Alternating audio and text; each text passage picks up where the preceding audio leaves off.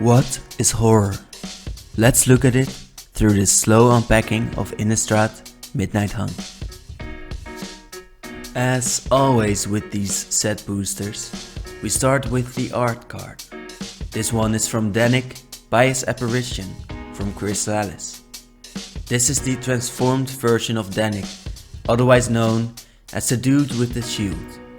The dude that likes to protect or something. In the story he is the son of an important bishop. In the story he is also already dead. But even as a spirit, he is more useful than his father in his actual task. His task? To protect the Moon Silver Key.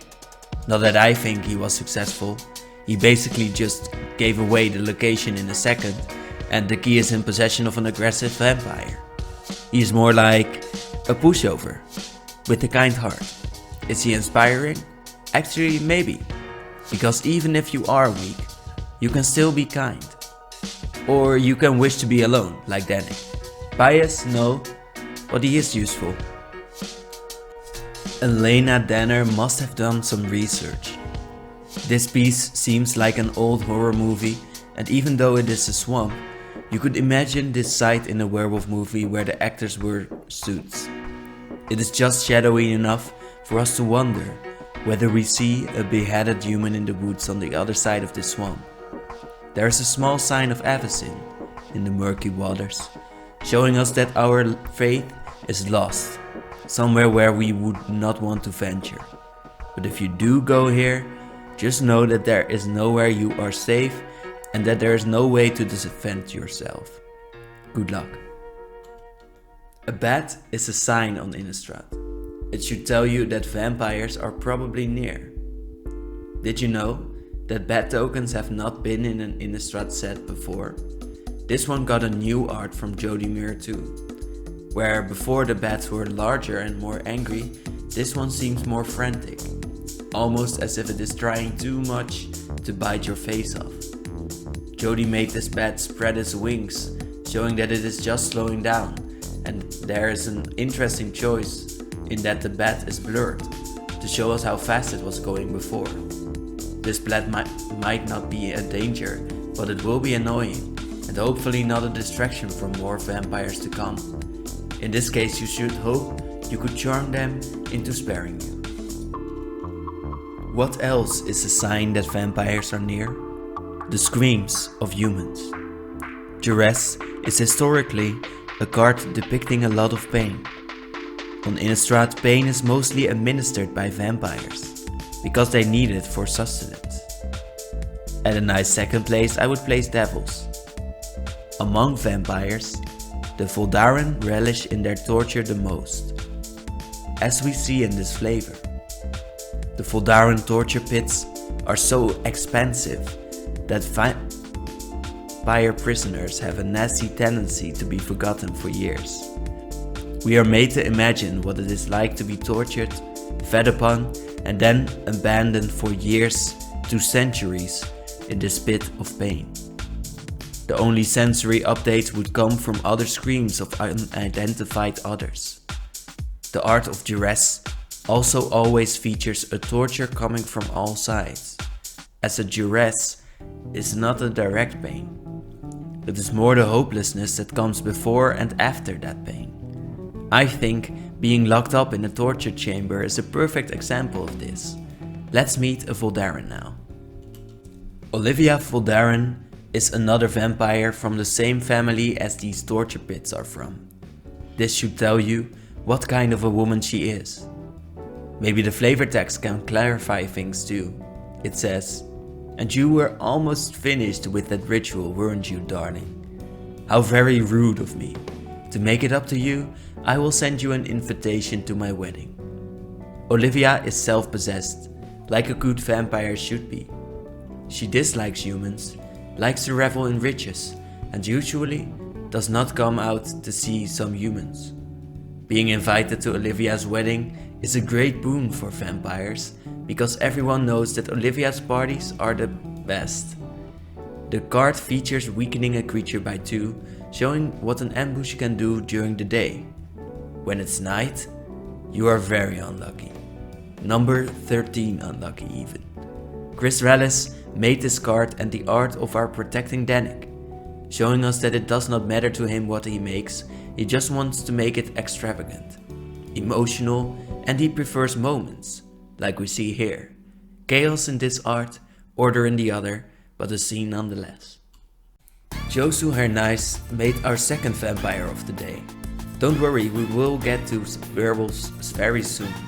This vampire is a lot darker, but notably he has the same vantage point. Only this vampire is on a horse and the other one was on a witch. Other than that, this 5 mana 6/5 is just a harder to play Colossal Heat. Something not many people play. I personally did so in draft, but I don't think it's too exciting for many.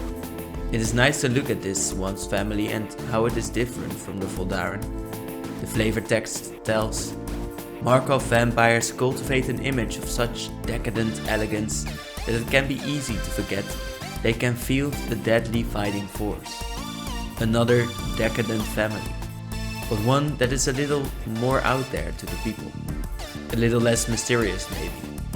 They are a lot more somber than the Voldaren, and this is also logical, as they do not have their progenitor anymore. Their new patriarch, Sorin, is also mostly lost on other worlds. And like this, the Markov have to put up a strong front, and they do this in an aggressive way. Other than that, I would not say that the family has a strong presence on the world, and it shows in the fact that even humans forget about their strength. Meanwhile, Sorin has given up on his family as well. He is generations away from them, and even though they are alike, Sorin has a distaste for the mindless hedonism of modern day vampires. Pesky youths. Innistrad has changed. That much is clear. The biggest change is the absence of Avacyn. People could pray to her before, and this would protect them and their houses from devils, for example. Now this protection is gone and devils run rampant. These little creatures can easily burn down whole cities. They just really dislike the holy. Now that these wards are gone, they like to give the humans some more heat. As read in the flavor, devils find human dwellings to be oppressively cold, dark, and unburned. Devils are also seen playing with the old signs of Avacyn to show the people of Innistrad exactly how powerless they are. You might know the name Svetlin Velenov by now, and that's also because he makes some of the more menacing art. Like we see here. We can almost feel the cackle. We can now understand the madness of the people of Innistrad better. With this much torment, how could you not turn into a shadow of these broad-mouthed devils? A small fun part here is that the card scries a little. Pain is not only fun to devils, it also tells them a lot about the humans that they administer it to. They will never be wise, but they will be crafty. Madness can touch a mind ignited by genius. Madness is a recurring theme on Innistrad. This particular alchemist was introduced in the Emrakul set Eldritch Moon. In this set, werewolves and vampires were insignificant compared to the Eldrazi horrification. Emrakul influenced the people of Innistrad with madness. Apparently this alchemist was immune to this madness because of his genius. I would say that if you are already mad, there is no room for more madness. If we look at it like that, it is impressive that Innistrad produced humans that are mad enough to withstand Emrakul. The Eldrazi is now imprisoned in the moon, but we have enough information to know that they still have a massive influence on Innistrad. Soon we might need these genius alchemists again. We also do see them here already. In fact, I believe there are more mad scientists on Innistrad than ever. In any case, this one is a classic. His effect lets you spell sling and damage with it. In many ways this card is a real engine. Raymond Swanland's art has not been touched, and this is legit. Seeing a lanky man in his oven-like machine, almost screaming in madness and what could be pain, is the perfect depiction of a man that has become his craft. Now, as we have seen before, Innistrad has a history with its moon. So when it is being weird, the people should tread carefully and should not be performing weird rituals around it. Still, Innistrad will be Innistrad, and the people provoke the horrors of their world. It's what they do. This particular card shows us why the werewolves are tempted by eternal night. Because they love it when the moon rises as much as possible. It gives them strength. It makes them feel ferocious, and it could give them the knowledge under the right supervision. This is why a controlled alpha who has control over his wolf side is important and strong for a pack. But werewolves also prefer their wild sides, as we have seen in the story so far. I love Ryan Pancoast's art because it shows us the moon from the side in a crooked way. The dim lighting makes the wolf seem more careful and methodical, and more than anything else, it hides the other hungry eyes around it in a great way. I do not think this was meant for the card frame, as it's a bit too dim for it, but at large, this is a great piece. Plus, it's cool to have a mechanic that forces night out. In Vampire Socialite from Susanne Helmich, we see another vampire from the Voldaren family. This is not official, but the other families are not as social to new vampires. This one shows us that there is a party in which new vampires are welcomed with their first blood +1 counters. The vampire mechanics that we see throughout this pack only work when we damage our opponent this turn. In other words, when we drank or stole their blood. This will probably make for another rather aggressive set after this. Or, my preferred idea is that we might get a more hushed set, because of the wedding. Maybe the vampires will hold a more silent and calm affront to appease their one true progenitor. As I said, werewolves were coming too. Some of them are mean as humans too, as we see here in the flavor. He was one masked stranger among many. Blending in was child's play. Of course, the Harvesttide festivals are rather shady, and someone being shady in a group of shady people is not the worst. But this man turns into just an assailant as a werewolf.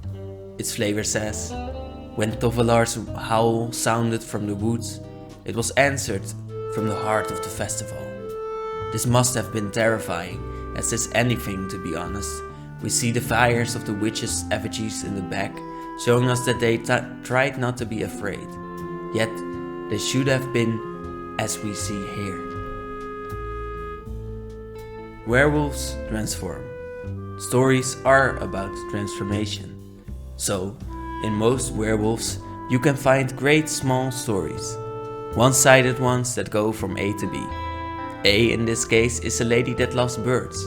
Well, she admires them and probably kills them with her bow. But still, she likes to see them, and she has one in her cage.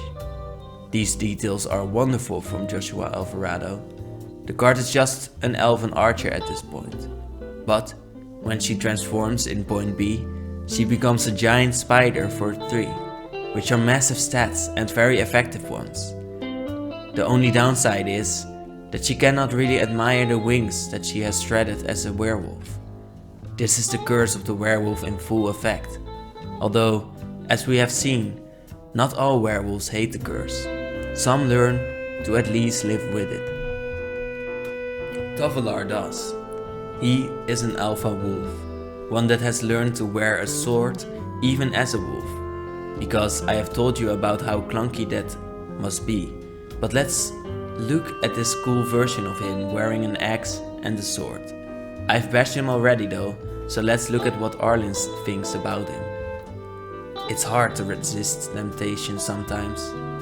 Bitterly, she thinks to herself that Tovalar would say the same. Restraint is as a human thing, and not a wild one. Give in to your passions and know your instincts. They always know best. That was what he taught her. To know more about him, we should look at his abilities. Because as a human, he lets you draw cards whenever a wolf deals damage to your opponents. This is because he learns and his pack grows because of his aggressiveness. Every time a hunt is successful, his pack grows sensing where they can successfully hunt. More than that, he also draws cards like the moon does in Unnatural Moonrise. Tavalar can make it night when he has a big enough pack. Then when he transforms, he makes his packmate stronger, showing that he can inspire single wolves to attack more fiercely. We see this because other alpha wolves follow him even though Tavalar is smaller. His howl is the strongest ability, story-wise at least. But this half of an iconic duo is the real strength of Innistrad. Kisa has a lot of simps for her.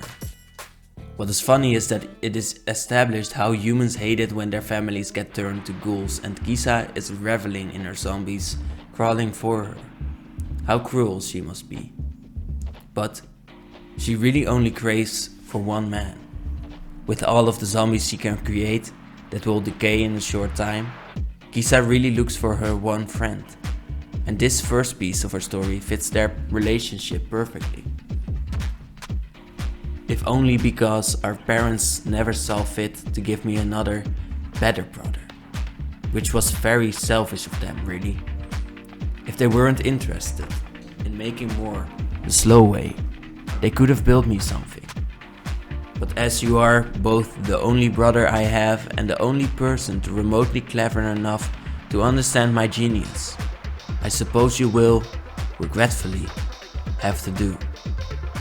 And this piece. But there's not much unpredictability in a battalion that follows all orders impeccably and without hesitation. I dream of something worthy of setting myself against. Still, what is more interesting and something we have not yet had the chance to talk about is how the two show us the state of zombies on Innistrad. A Stitcher uses the zombies to make new creatures like dolls, but otherwise the zombies decay. This is because they have no food left in Thraben. There are no humans left to feed on, but Kisa will make sure that every human that does die around her will be used again. The sad fate is that she will never be able to sustain her army without her brother, which is also the beauty of this art from Yongye Chao, which is that her love is a love of desperation, a love filled to the brim with excitement only to expel the horror of loneliness. And with that harrowing thought, I thank you for watching.